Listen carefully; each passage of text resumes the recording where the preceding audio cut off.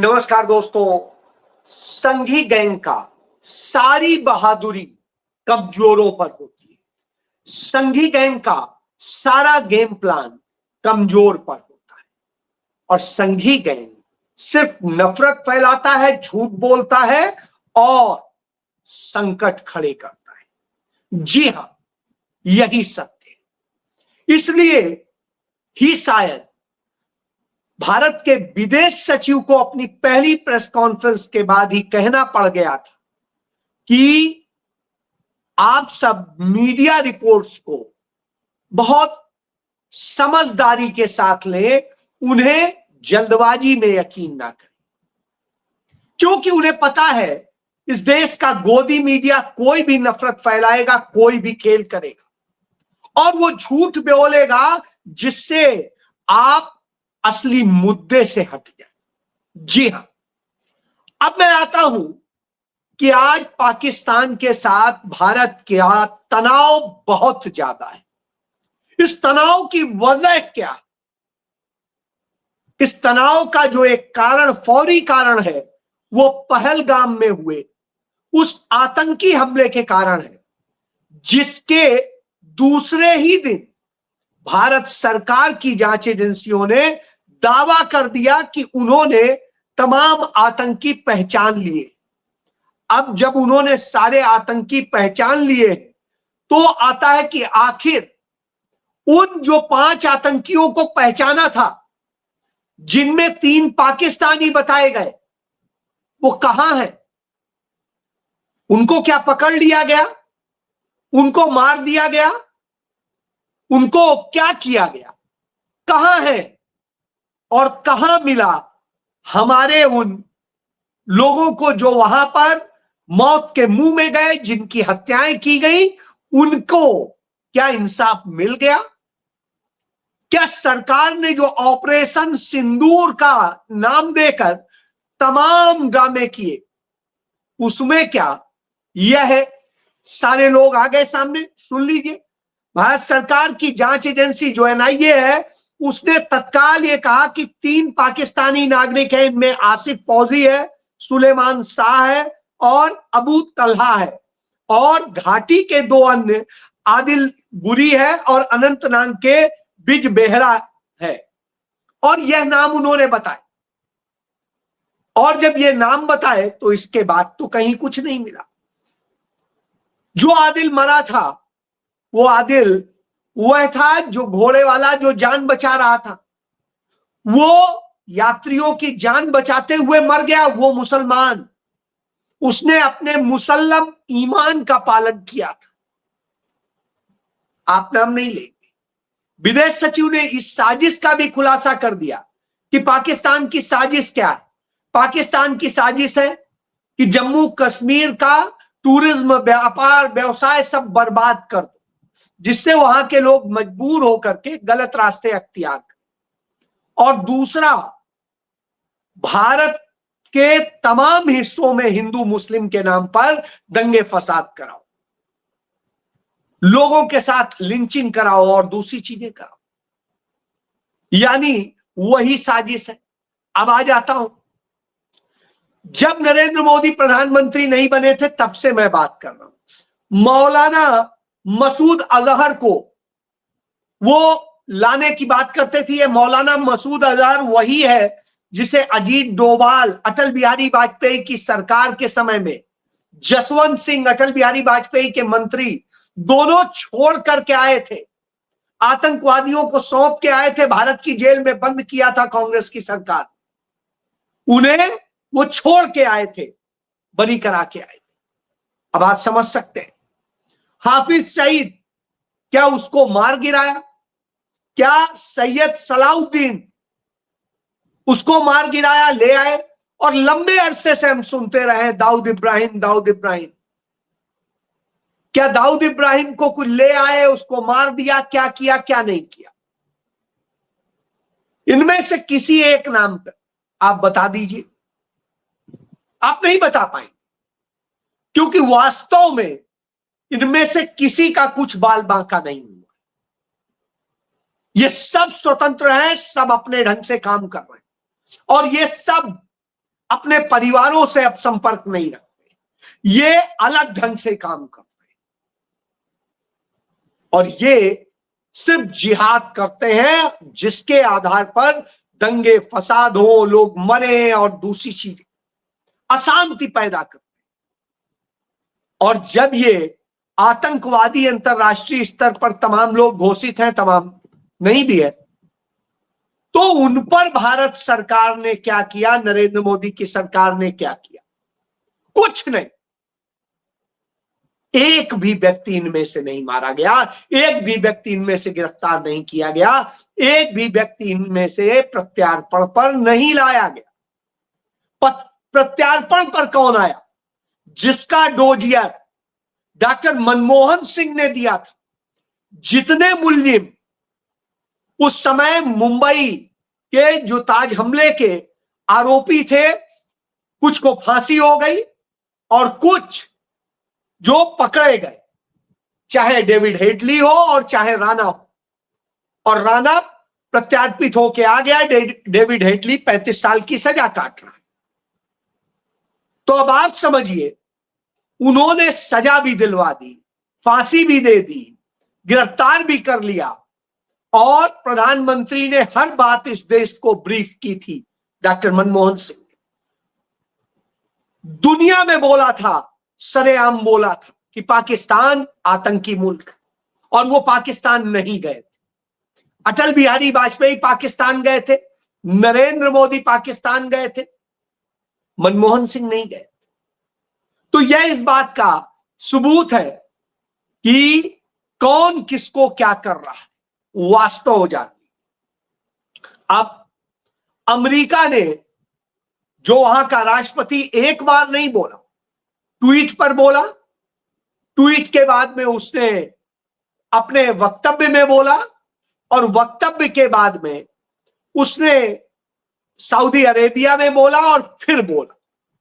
3 बार उसने बयान दे दिए कि उसने भारत को धमकाया, पाकिस्तान को धमकाया, और ट्रेड के नाम पे, धंधे के नाम पे सिर्फ यह कर। यही तो चिंता है, क्योंकि नरेंद्र मोदी ने ही कहा था कि गुजराती धंधा करना जानता है, और नरेंद्र मोदी ने ही कहा था कि व्यापारी सेना सैनिकों से ज्यादा जो है रिस्क उठाता है, वो ज्यादा बड़ा काम करता है। अब आप समझ लीजिए, सैनिकों से बड़ा जिसे बता रहे थे, जिसे बता रहे थे, उसकी यह स्थिति। शायद यही वजह है कि इनके लोग सैनिकों का भी अपमान करते हैं, उनके परिवारों का भी अपमान करते हैं।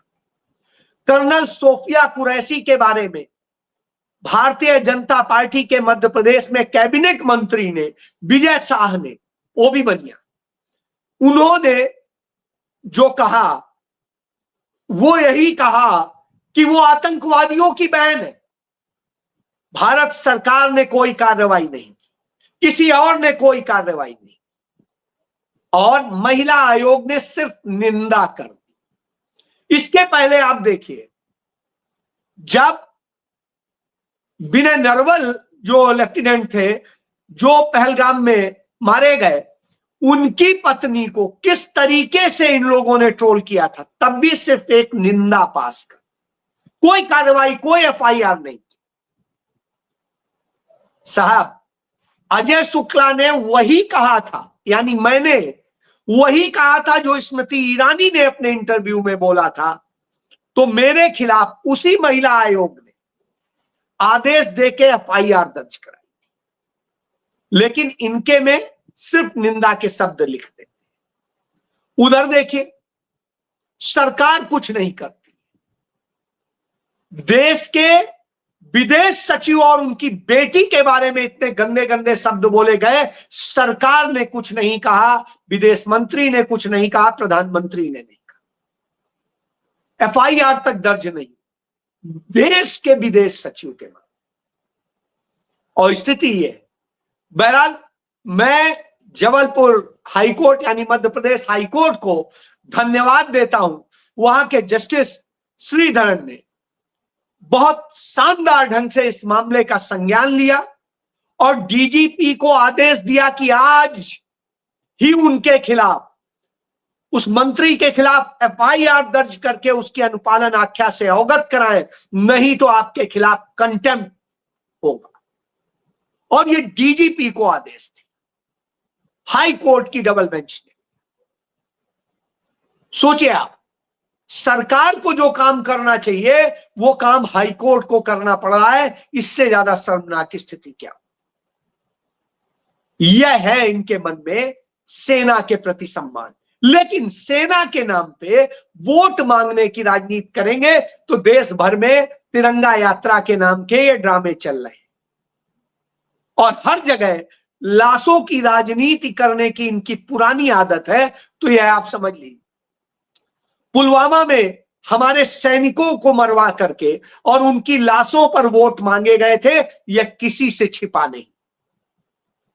और ये जो मैंने आतंकियों के नाम बताए उनमें से कई के नाम ये कहे जाते हैं कि उसमें शामिल। आज तक उस पर कुछ नहीं हुआ, उरी वाले में नहीं हुआ, पठानकोट वाले में नहीं। तो आप कर क्या रहे? कर रहे हैं मुकदमा करेंगे, कार्रवाई करेंगे। किस पर करेंगे? राहुल गांधी पर करेंगे। अपमानित करने का काम करेंगे। किसे? राहुल गांधी को करेंगे। आज जब चीफ जस्टिस ऑफ इंडिया की शपथ ग्रहण कार्यक्रम था, उस शपथ ग्रहण कार्यक्रम में नेता प्रतिपक्ष की हैसियत से राहुल गांधी और मल्लिकार्जुन खड़गे भी जाते हैं सम्मिलित होने। प्रधानमंत्री जिस रो में बैठे होते हैं उसी रो में वो बैठे होते हैं। आप चाहे राष्ट्रपति भवन का चैनल देख लीजिएगा और चाहे आप पीआईबी का देख लीजिएगा, चाहे दूरदर्शन का देख लीजिएगा, किसी में भी आपको राहुल गांधी और मल्लिकार्जुन खड़गे सामान्य तौर पे दिखाई नहीं देंगे। आप खोजते रह जाएंगे। कैमरे को इस तरह से चलाया जाता है। संसद के चैनल में भी यह लाइव प्रसारित किया गया, उसमें भी उन्हें नहीं दिखाया जाता। अब आप सोचिए, इस हद तक की निर्लज्जता है कि कहीं राहुल गांधी और मल्लिकार्जुन खड़गे एक बार आ भी जाए, राहुल गांधी का चेहरा नहीं दिखना चाहिए। और राहुल गांधी नहीं दिखने चाहिए तो इससे आप समझ सकते हैं किस तरह से इस देश में साजिश हो रही है। राष्ट्रपति भवन में भी हो रही, संसद में भी होती है और सरकारी चैनलों में भी होती है। जबकि नियम यह होता है जितना सत्ता पक्ष को दिखाया जाएगा उतना ही विपक्ष के लोगों को दिखाया। उसी रो में बैठे हैं मोदी सरकार के तमाम मंत्री और तमाम दूसरे लोग दिखाए जा रहे हैं, लेकिन राहुल गांधी नहीं दिखने चाहिए। यह होता है। ये तो कहिए जो दूसरे कुछ चैनल्स के लोग थे उसके में वो आ गए तो पता चला कि हाँ वो भी है मौजूद, नहीं तो शायद यह लगता कि पता नहीं वो है कि नहीं।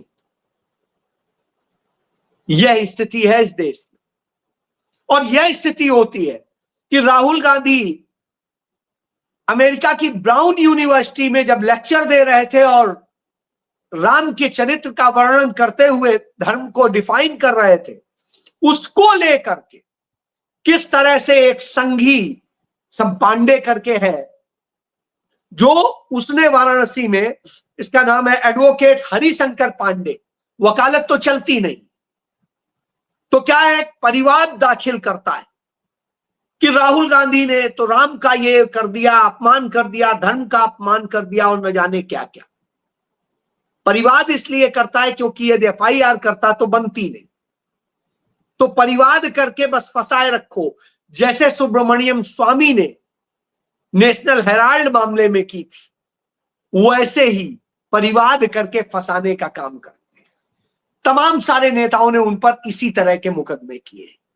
ये टेक्निकल साहिब। तो अब आप समझिए, इस समय जब देश में लड़ने का विषय है तो ये लड़ेंगे, और क्या लड़ेंगे वो भी देख लीजिए साहब। यह साबित हो गया कि चाइना और पाकिस्तान ने मिलकर के हमारे देश का तमाम बड़ा नुकसान इस झड़प में, तनाव में किया। और इसके बाद में भारत सरकार क्या कार्रवाई करती है कि चीन का जो आधिकारिक जो सरकारी, वहां पर तो सरकारी मीडिया है, मैं वहां पर गया भी हूं, तो वो ग्लोबल टाइम्स का और दूसरे जो उनका चैनल है उनका वो एक्स पर बंद कर दिया गया। उसके अलावा और तमाम ब्लॉक कर दिए गए, तुर्की का बंद कर दिया गया और सब कुछ हो गया। 5 घंटे बाद वही मोदी सरकार यू टर्न लेकर के वो खोल देती। 5 घंटे भी नहीं रुक पाए, अपने स्टैंड पे कायम नहीं हो पाए। 4 PM को बंद किया था, पुण्य प्रसून वाजपेयी के चैनल को बंद किया था, द वायर को बंद किया था, लेकिन आज तक फिर उसके बाद में वापस आ गए। यानी टिकने की हैसियत नहीं है इस तरह के लोग, तो सिर्फ हमले करके बदनाम करने की साजिश रचते। उधर जो हो रहा है वो देश के लिए दुखद। उधर गौतम अडानी, जैसा मैं कहता हूं, वो चाइना के साथ धंधा कर रहा है। जितने भारत के अंदर एयरपोर्ट है और उनके जितने लॉन्च होते हैं, उन सारे प्रीमियर लॉन्च को उसने चाइना की कंपनी को दे दिया। यानी चीन इतना महत्वपूर्ण है अडानी, इसीलिए चीन का चा मोदी के मुंह से नहीं निकलता है, विदेश मंत्री के मुंह से नहीं निकलता है। वो कब्जा कर ले जमीन पे, वो पुल बना ले, वो बांध बना ले, वो कुछ भी कर ले, हमारे सैनिकों को मार दे, नहीं निकलेगा। इस झड़प में जितने हमारे सैनिक नहीं मरे, उससे ज्यादा चीन ने मारे थे, लेकिन साहब नहीं बोले। तो यह स्थिति है। तो अब क्या होता है आप देखिए, तो ये पूरा धंधा देने का खेल चलता है। इस धंधे को, खेल को समझ लीजिए। ये खेल इसी तरह का है कि एक तो ड्रैगन को जो है, चीन को दुनिया की सारी बड़ी जो कंपनियां हैं वो एयरपोर्ट पर लाउंज प्रीमियम फैसिलिटी मुहैया कराती है, और वो अब भारत ने, चीन ने अडानी ने चीन को दे दिया है, और इसका सारा ऑपरेशन वो संभालेंगे और सब कुछ देखेंगे।